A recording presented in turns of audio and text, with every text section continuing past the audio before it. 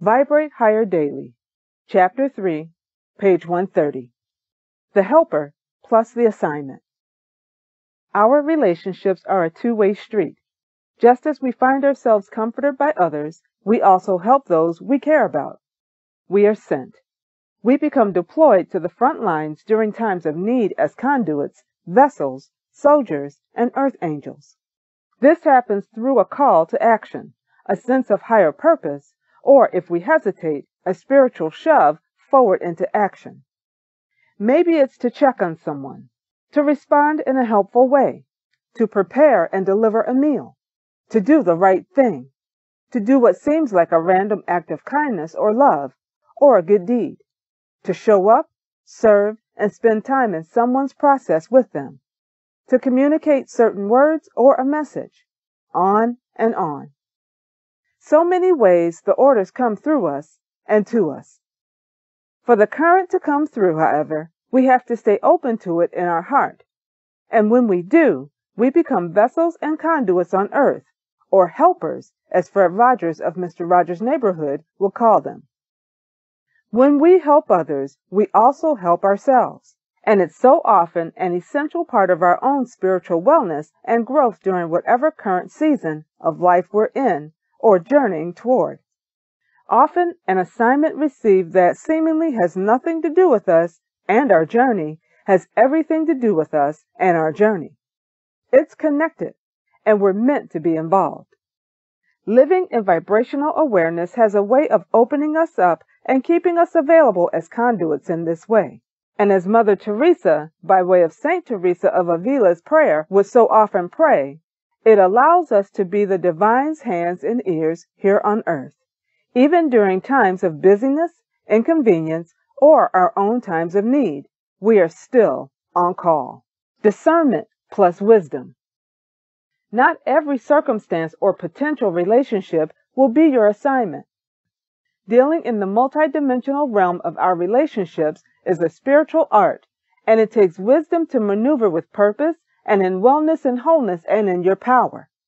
Discerning the difference between who needs your help and who does not is vital, because who we serve contributes to our own vibration, spiritual wellness, and growth process. You can discern your assignment when you're coming from a place of pure love and empowerment, and when there's no threat to you becoming disempowered. Disempowerment looks like vibrating in a lower state, losing your harmony, and being repeatedly taken advantage of, manipulated into action, or spiritually weakened as a result of an unhealthy relationship. You'll also recognize it's not your assignment or relationship when your motivation is coming from a self-centered, egoic state of mind. Ulterior motives are never a higher call to action. In times like these, simply breathe out ego, breathe in higher wisdom, and chill. And know that what you do in high vibrations will truly last, count, and remain standing. Everything else is a fading mist that you can't hold on to, or a dream from which you'll have to wake up at some point to return to life and reality. Connect to the love. When you feel most alone on your journey, when you're in the desert, tap into the wondrous resources within. Reflect on the ways others have shown up for you in the past, and realize that you come from a village, no matter how big or small. Even though you may be away from it at times, or your tribe members are no longer with you in the physical realm, you're still a part of the village. You're part of the whole. Connect to your energy beyond. Connect to your energy bond and the place within your heart and soul where the love you experienced and felt is stored. The love you're missing is right there within you, accompanying you on your journey, awaiting your recognition. It lies low in reserve until you give it permission to take up more space in your life. Love is about coming together. Souls are whole alone, but when they come together for a unified purpose, they become whole in a different and more extraordinary way. That's the power of coming together with other beings. And whether positive or negative, connection amplifies the spirit of what's there. What's there sets the tone for the relationship, for the community, and for the space, which directly influences spirit, experiences, purpose, and vibration. Taking the path of growth together. One of my great longtime friends is filmmaker and writer Christopher Erskine. He was there during each of my low vibrational relationships and way before them all. With laughter in my soul, I recall calling him up once after not being in touch for a while. I'd said something simple like, "Hi, Christopher. Apologies it's taken me so long to make this call to you." And he responded just like this. "Who is he? Are you okay? What did he do to you? Do I need to come and get you? I can leave now. Where are you?" Goodness! While grateful for his inner gangster jumping to my rescue, I had to tell Brother Man to stand down. I laughed so loud from my soul. Comedy. He didn't know my life update. I had come a long way since we last spoken, and I filled him in. I let him know the details of my healing and growth, and it felt glorious to not be that Lalah anymore. This time, I was calling from a position of empowerment. When you've been friends with someone a long time, you see that person grow.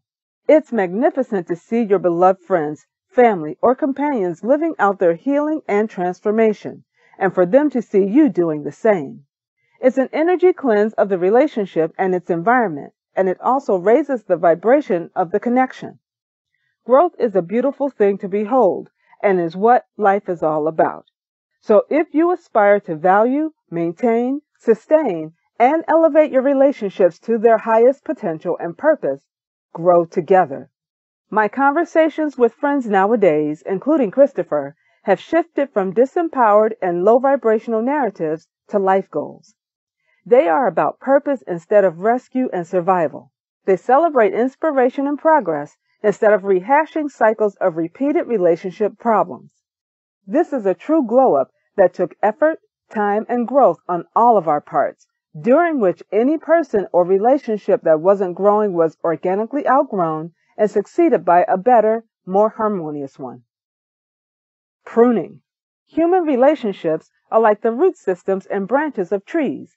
They're extensions of us. When we care for trees, we have to prune dead limbs and leaves in order to make space for the appropriate environment for growth, fruitfulness, and thriving to occur. No longer having to deal with the various side effects of the dead or decaying limbs and leaves attached to it, the tree now has more energy to focus on growth, fruitfulness, and thriving. We reflect nature in the same way. Feel familiar to you? This process is what makes trees and gardens and people beautiful. We notice the integrity, love, nurturing, and energy that someone puts into a good pruned area of life. We notice the level of care, intention, and soulful grooming that makes for way greater growth and development. This allows us to experience a sense of harmony and beautiful vibrations as a result. This is how we can feel better after being in certain gardens and around certain people. Healthy lives and relationships don't just happen. They take work, nurturing, and pruning. What isn't working or growing? What needs to be trimmed away or dug up from the roots? What is negatively affecting the whole and spreading like a virus? Notice the decaying or affected parts. Notice what's already died off. Notice the people who aren't contributing to your life in a supportive or positive way, who, without regard for your well-being or process, are the people who have settled into the role of being a subtle nuisance or an outright antagonist in your life and to your process. They can show up in big, small, or subtle ways, but always with the same destructive and low vibrational goal in mind. The right people help you to grow and maintain a thriving and beautiful tree of life. That's how you'll know who they are. By knowing how to prune your own life and by valuing and honoring the process, you grow more able to show up as a better friend, beloved, and support in the lives of other people. Making space in your life for great people to be in it, true friends, mentors, supportive family, spiritual community, builds you up and gives you an extra layer of protection, nourishment, and guidance. All part of maintaining your healthy tree of life. As part of my healing journey and as homework from my mentors, I began making space in the garden of my life for only those who were also focused on growth and thriving. Honoring this process and boundary has allowed for a more productive, rewarding, and fulfilling journey since. This was the gateway for me to experience enriching relationships all around. I've learned that letting go is not a rude thing or a personal thing. It's a spiritual and purposeful thing. It's about knowing and honoring that you're here to be the good caretaker of the garden within you and of all the fruit you're here to bear. Honoring the process of letting go.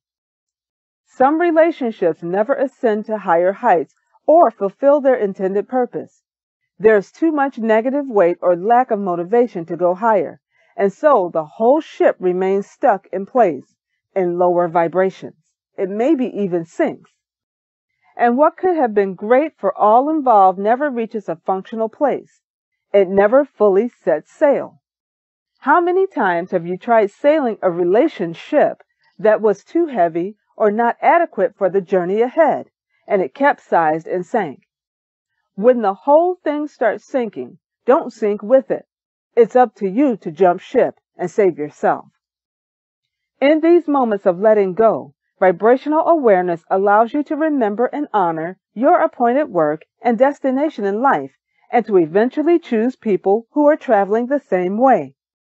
Heal, grow, and rise above together. That whole glorious thing. It all comes down to our not holding space for the pain to linger longer than it should. Pain has its place in healing and growth, but it should never be a destination where we take up permanent residence. With grace, it's about making sure to get back to where we belong, our place of empowerment. Letting go of our relationships can and should be done from a place of vibrational integrity. As you vibrate out of connections that don't serve you, a huge part of your empowerment is vibrating higher while you're exiting. Keep in mind that the goal is to vibrate higher, even when it hurts and is triggering. And reaching that level of spiritual and vibrational kung fu takes work. But be assured, it's an empowering and freeing posture once you're there. Don't allow yourself to get caught up in any vibrational ego wars with other people. Compose yourself, refocus, and let go. Have mercy. Who is in your mirror? Your life will mirror back to you your closest friends. So choose people who are a beautiful reflection of how you desire your life to be. What's in the mirror? Growth, empowerment, and thriving? I knew I was in the right friendships when I looked around and everyone was thriving. When I think of my mirror, two of the primary people who come to mind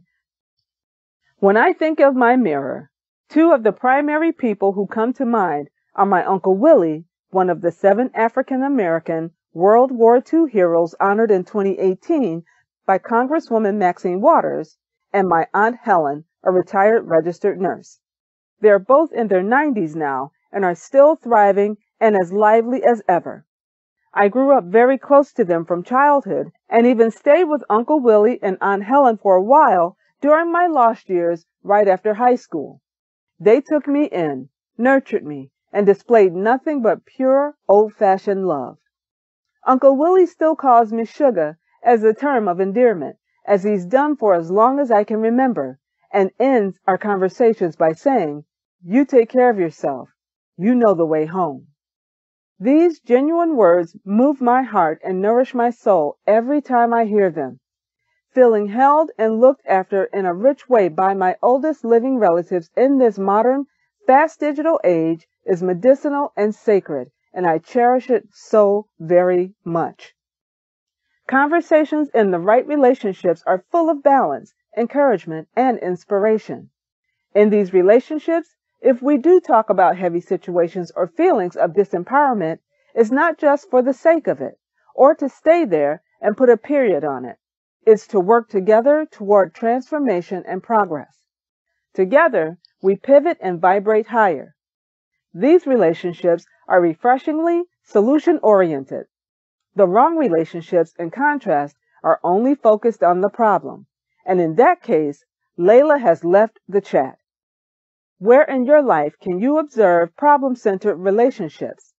Be mindful of these flags in other people. They find only fault in themselves, you, and others. They always share bad news. They speak down to belittle or dishonor you and others. They don't honor your needs or requests for more positive connection and environment. They focus on what triggers you rather than on what empowers and settles you. They aren't interested in resolving problems in the long term. Because of their own inner settings, progress is short-lived and scarce for them. They prefer to remain in toxic situations and expect you to joyfully visit them there. Whew. If you find yourself with friends like these, please know that they are not friends at all. Somebody had to tell you. Vibrational-based living is about stepping into your power, in this case, the power to decide who to allow into your life. The relationship with yourself, the hero of your life. We often expect others to be the remedy or the hero. This is nice in fairy tales and books, but in real life, music stops with record scratch sound effect here, please. You, sweet beloved soul, are the hero. Whenever you feel heavily laden or like the underdog, remember that. Just as Dorothy in The Wiz, played by Diana Ross, and in The Wizard of Oz, played by Judy Garland, discovers in the end, you have the power all along. If I were to give you homework for self-worth, it would be to watch The Wiz with the original cast and meditate on the song, If You Believe, sung by Lena Horne in the movie and by Diana Ross on the soundtrack. Both versions of this song are spirituals in my opinion. Watch the film and see yourself as each of the characters. Dorothy, rising to her place of empowerment in the world. Scarecrow, gaining wisdom. The Tin Man, gaining a heart. And the Cowardly Lion, gaining courage.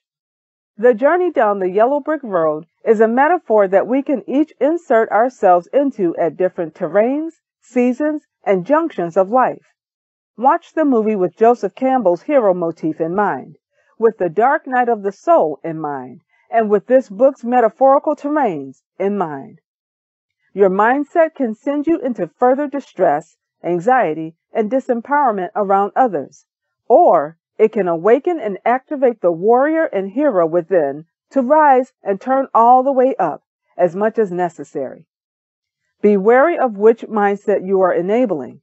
Implementing the practices within this book will support your inner hero and your mission and keep you fortified on the journey. In dire times, you may be the only one available to you. Knowing this has allowed me to vibrate higher and be okay with or without anyone else in sight. Here are the 2 strategies I use for checking in on my relationship with myself. Like a magnet. Self-worth is like a magnet. It affects so much of how others treat us, communicate with us, and relate to us. How are you taking your place in the world and among others? Are you living your power? Are you living in a healthy vibration of self-worth? Are you living in a self-defeating state, mindset, and life? A big part of self-worth is knowing and remembering who you are, even in the presence of others. It's one thing to feel empowered when you're alone in your personal sacred world, but it's another to live in your power and self-worth when you're out in the world relating to and dealing with others. Change the inner narrative. Sometimes the disempowering conversations we have aloud with other people are actually reflections of the intentional ones that we've had with our own selves for years. When we believe that it's acceptable to speak negatively to ourselves, we often allow others to speak poorly to us. Change how you speak to yourself internally, and you'll change everything. Once I stopped having those harmful conversations with myself and instead spoke and honored more affirming ones, I saw myself differently, and better relationships and conversations showed up in my life. Visual exercise. Draw a tree, and on each of its branches, place the name of a person in your life. For the people who are in your life in a positive way, draw a big green leaf on that branch. For the people who are distracting you from thriving, who are not serving you in a positive way, and whose energy branch has died but is still attached to you, draw a red flag on that branch. Seeing the red flags allows you to recognize what needs pruning from your life in order for your tree to grow more full, more fruitful, more beautiful, and more healthy. After you see what needs pruning, work on it. Do this exercise with vibrational awareness and non-judgment. Pruning isn't a bad thing. Simply clip and move, then repeat, as in release from the tree of your life anyone who is a clear red flag.